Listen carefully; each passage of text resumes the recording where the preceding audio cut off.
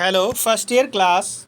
ये मैं आपको दोबारा क्या है कलन विधि द्वारा गति के प्रथम समीकरण का निगमन derivation of first equation of motion by calculus method, तो इसको मैं आपको दोबारा बता रहा हूँ। मधु ने पूछा है कि ये चीज़ समझ में नहीं आई, तो इसको समझने के लिए बेटा ध्यान दीजिए, क्योंकि यहाँ पर मैथ्स का यूज किया गया है और स्टैंडर्ड मैथ इंटरमीडिएट की यूज की गई है। तो थोड़ी सी बात अगर मेरी ध्यान देंगे तो आपको क्लियरली समझ में आ जाएगा। तो पहले इसको पढ़ने से पहले, इसको रिलेशन को पढ़ने से कुछ चीज़ें जान लीजिए भाई। ये integration x power n dx ये समाकलन का सूत्र है। इसका फॉर्मूला होता है जो भी है x power n plus one upon n plus one. ध्यान दीजिए बेटा, जितना भी यहाँ लिखा होता है वो इसमें एक पावर ऐड हो जाती है और अपॉन में उतनी ही पावर आती है। तो ये फार्मूला आपको केवल यूज करना है। x power n dx equals to क्या हो जाएगा, x power n plus one upon n plus one, जितनी पावर है यहाँ पर। तो देखिए, जैसे सपोज करो यहाँ x स्क्वायर dx होता तो क्या होता, जितनी पावर है उसमें एक ऐड करो, तो दो में एक ऐड करो, 3/3 ये आ जाएगा एक्स क्यूब अपॉन 3। ये इंटीग्रेशन है। सपोज दूसरा एग्जांपल लेते हैं, x पावर 5 dx, इसका इंटीग्रेशन करो तो ये क्या हो जाएगा, 5 और 1 6/6। तो ये तो इंटीग्रेशन हो गया। अब मैंने एक चीज़ और बताई थी, इंटीग्रेशन। सपोज करो कि ये f ऑफ x dx इसका इंटीग्रेशन कैपिटल Fx है। ये हमने मान लिया है कि ये इसका इंटीग्रेशन है, समाकलन है। तब क्या होता अगर यहाँ पर लिमिट दी हो, क्या दी हो, लिमिट। देखो a to b f of x dx, तो यहाँ पर हमारा क्या आया था, Fx आया था। तो ये मैंने बताया कि upper limit minus lower limit. तो एफ एक्स के प्लेस पे आप क्या लिखोगे, b लिख दोगे। फिर minus F of X, X के प्लेस पे क्या लिखोगे, a लिखोगे। तो ये आ जाएगा F B minus F A. तो यही कॉन्सेप्ट आपको यूज़ करना है।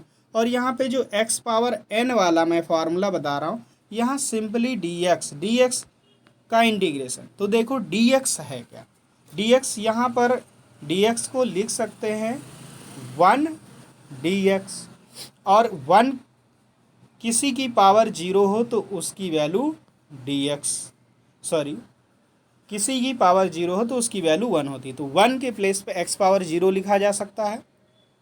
अब 0 में आप देखिए 1 ऐड कीजिए तो x पावर 1 अपॉन 1 यानी कि ओनली x आएगा। यानी कि आपको ये ध्यान रखना है, अगर dx लिखा है तो इसका समाकलन क्या होगा, x होगा। और dx के प्लेस पे अगर dt लिख दें तो t होगा, dy लिख दें तो y होगा। जिसका फलन है, मतलब जिसके रेस्पेक्ट में करेंगे वही आएगा। अब इसका आपको यूज़ करके क्या करना है, गति के प्रथम समीकरण का निगमन करना है। तो ध्यान से देखिए, अब मैं बता रहा हूँ त्वरण की परिभाषा से। तो आपने ताक्षणिक त्वरण पढ़ा था, वहाँ पर आया था a इक्वल्स टू dv/dt, यही तो आया था dv/dt। अब हमने वो लिख लिया a इक्वल्स टू dv/dt, क्योंकि गति के प्रथम समीकरण में त्वरण आया है। भाई गति का प्रथम समीकरण क्या होता है, v equals to u plus A T. तो यहाँ देखिए त्वरण है, तो ये हमें प्रूफ करना है। तो यहाँ पर इसका उपयोग करेंगे त्वरण की परिभाषा से। तो a इक्वल्स टू dv/dt होता है। अब ध्यान दो बेटा, यहाँ मैंने क्या किया, इसको ये अपॉन में है, मतलब भाग में, इधर आएगा गुणे में। तो a इंटू डी टी हो जाएगा इक्वल्स टू डी बी। अब इसको हमने क्या किया, इधर पक्ष चेंज कर दिया, जो इधर लिखा था वो इधर लिख दिया, ये इधर लिखा, तो D B equals to A D T लिखा हमने। अब ध्यान दो बेटा, कंडीशन मान लिया भाई कण कोई गतिशील है, तो जब प्रारंभ करता है तब समय कुछ होगा नहीं, जब समय शून्य है टी टेंस टू जीरो, यानी कि गति के आरंभ में, तो वेग क्या होगा, u v equals to U, प्रारंभिक वेग ही तो होगा। फिर मान लीजिए t टेंस टू t, अर्थात t समय बाद, तब उसका वेग क्या हो जाएगा, v इक्वल्स टू v, यानी कि वेग क्या हो जाता है v, यानी कि समय 0 से t हो रहा है और वेग u से v हो रहा है। अब हमें क्या करना है, इसका समाकलन करना, योग करना, ये सूक्ष्म है, ये सूक्ष्म वेग है, अब पूरा निकालना हमें। तो अतः दोनों पक्षों में समाकलन लेने पर, तो समाकलन का बेटा हमने यहाँ पे निशान लगाया, और कहाँ से कहाँ तक कर रहे हैं, देखो वेग हमारा u से चेंज होकर v हो जाता है, तो u v लिख लिया, तो integration u to b dv, dv यहाँ लिखा ही था, dv लिख लिया, इक्वल्स टू, अब समय 0 से t चेंज हो रहा है, तो integration 0 to t a dt। अब ध्यान थोड़ा सा दो, ध्यान दीजिए, अब ये तो मैंने ऐसे ही उतार दिया। अब देखो बेटा, ये dt का मतलब है t, यहाँ पर फलन क्या है, t समय फलन है, तो उसके अतिरिक्त जो कुछ होगा वो कांस्टेंट होता है, और कांस्टेंट को हमेशा हम उसका समाकलन नहीं करते, उसको समाकलन से बाहर कर देते हैं। तो a बाहर कर लिया हमने, तो a यहाँ बाहर कर लिया, इंटीग्रेशन 0 टू 2t dt हो गया बेटा। ध्यान दीजिए, यहाँ dt हो गया, और ये तो ऐसे ही उतारा था। अब ध्यान दो बेटा, अब हमने क्या किया है, समाकलन किया है।